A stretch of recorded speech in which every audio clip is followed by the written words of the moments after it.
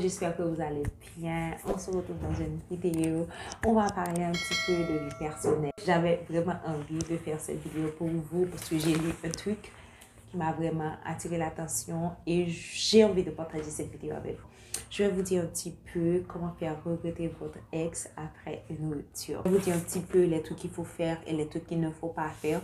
Ce que je vous dis là, c'est pas un truc c'est pas comme si c'était un ordre, c'est que vous devez faire ceci, sinon à vous de voir réellement ce que vous voulez faire. Je ne suis pas coach en amour, je suis pas psychologue. Je vais juste partager avec vous les trucs que je sais que ça pourrait vous aider. Le premier truc qu'il faut faire, il faut apprendre à comprendre qu'est-ce qui s'est passé.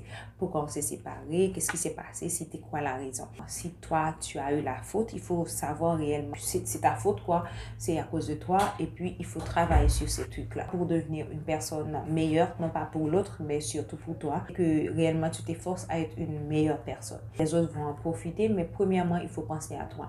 Ne pas changer parce que les autres veulent que tu changes, mais c'est ce que tu penses que tu devais faire. Donc là maintenant, quand tu changes et que tu deviens une meilleure personne, l'autre va dire mais pourquoi elle a changé? Est-ce qu'elle change pour une autre personne? Est-ce qu'elle s'améliore pour une autre personne? Ou est-ce que c'est moi qui ai fait sortir la pire partie d'elle? Donc cette personne-là sera dans l'intrigue pour dire ok, est-ce que je vais revenir? Je voudrais jouir de cette meilleure personne que je vois, de cette meilleure personne que je vois qu'elle est ou qu'il est, et j'aimerais revenir quoi pour pouvoir jouir de cette très bonne personne qu'elle est maintenant. Deuxième truc qu'il faut faire, il faut commencer à jouir de sa vie. Il faut commencer à faire plein d'activités, partager les photos sur les réseaux sociaux. Les réseaux sociaux sont là, il faut les utiliser quand on a besoin. Hein. Partager les trucs sur les réseaux sociaux ou si tu ne publies pas dans les réseaux sociaux, fais en sorte qu'ils sachent que réellement tu jouis de ta vie. Ça ne sert à rien de l'appeler 100 000 fois parce qu'il va sentir que tu es vraiment désespéré.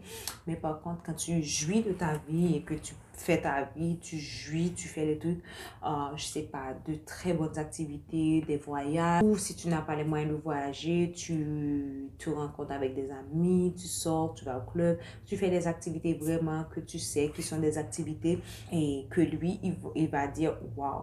Elle est en train de jouir de sa vie au maximum. Moi, j'aimerais être aussi partie de cette vie-là. J'aimerais pouvoir jouir avec elle. Qui sont les gens qui sont en train de partager ces bons moments avec elle. J'aimerais aussi partager ces bons moments avec nous quoi, pour pouvoir jouir de ces moments avec toi.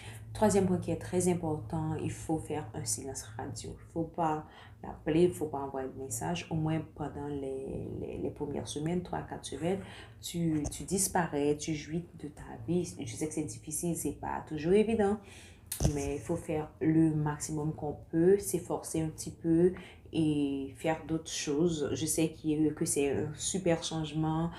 Tu étais habitué à un truc, maintenant tu dois faire un autre truc. Il faut vraiment le faire. Il faut le faire parce qu'il va dire waouh, elle est en train de jouir de sa vie, elle est en train de faire plein de choses, elle est en train de changer et elle ne m'appelle pas. Donc, sûrement, elle a quelqu'un d'autre. Les hommes n'aiment pas quand il y a quelqu'un d'autre. Donc, c'est là qu'il va revenir. Après que tu fais ces trucs-là et que tu sais vraiment qu'il a mordu à l'hameçon, tu peux le recontacter. Le recontacter, non pas pour pleurnicher, le recontacter pour lui dire à quel point ta vie est géniale, à quel point tu fais de nouvelles choses, tu rencontres de nouvelles amies, peut-être même l'inviter à rencontrer tes nouveaux amis qui seront super géniales d'ailleurs. Et là, il va sentir vraiment tu as quelque chose à offrir. Voilà, c'était les conseils que j'avais à vous donner. J'espère vraiment qu'ils vous ont plu. N'oubliez pas de liker, de partager cette vidéo. Je fais d'énormes bisous. On se revoit dans une de mes prochaines vidéos. Bye! Hasta luego!